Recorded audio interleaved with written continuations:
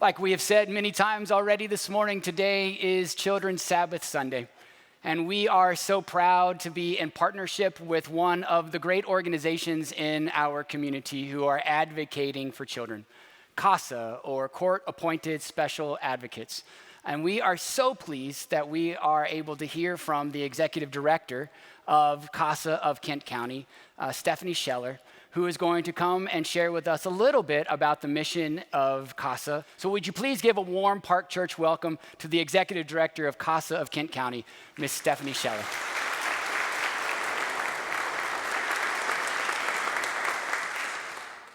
Good morning. I am so thankful to be here this morning. And while I won't do the hokey pokey up front, I will share a few words. As Pastor Darrell said, I am from CASA of Kent County, and CASA, although it means home in Spanish, it stands for Court Appointed Special Advocates, and our advocacy is centered around children who've experienced abuse and neglect. So it makes sense that we're here this Sunday. My purpose now during the service is to plant a seed that gets you to do one of two things.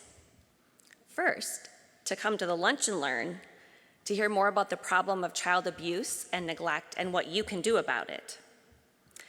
And two, if you can't come, to get you to visit the CASA of Kent County website so you can learn more on your own at home.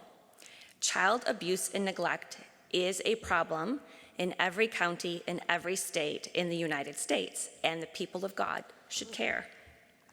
So to spark your curiosity, I'm going to tell you a story. Word around Park Church is that Pastor Darrell likes my story. He heard it when Dick and Diane Sherlock invited him to the CASA of Kent County luncheon. So I'd like to take you back to the fall of 1989. I was just starting my career as a second grade teacher at a local elementary school. And that year, we had a science unit on seeds. Different kinds of seeds, how they travel, and what they need to grow. We did hands-on activities as well. We threw maple helicopter seeds out our second-story classroom windows. We tried to count the seeds inside a green pepper and outside of a strawberry. And of course, we planted seeds. Each second grader filled a little cup with dirt, pushed their seeds down into the soil, watered them, sometimes too much because they were 7, and set them on the classroom windowsill to grow. Now, being second graders, they checked those seeds every morning.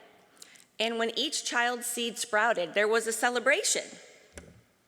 The students loved watching those seeds grow into plants. But we also did an experiment. We took my planted bean seeds and put them in a dark closet to see what would happen. We checked my plant every day, just like the students checked theirs. We gave the seeds soil when the water felt dry, and we waited.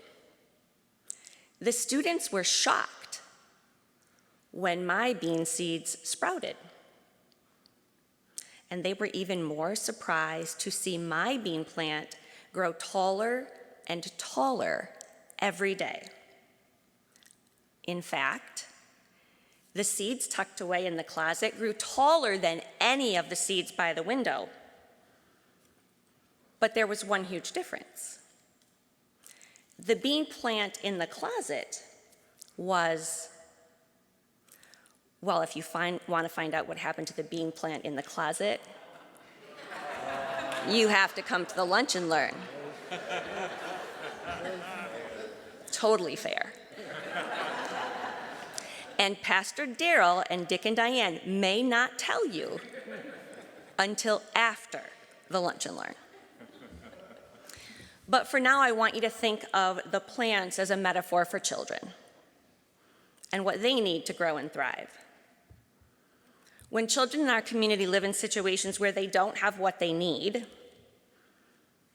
or even worse, in situations where they experience abuse and neglect, the consequences are dire.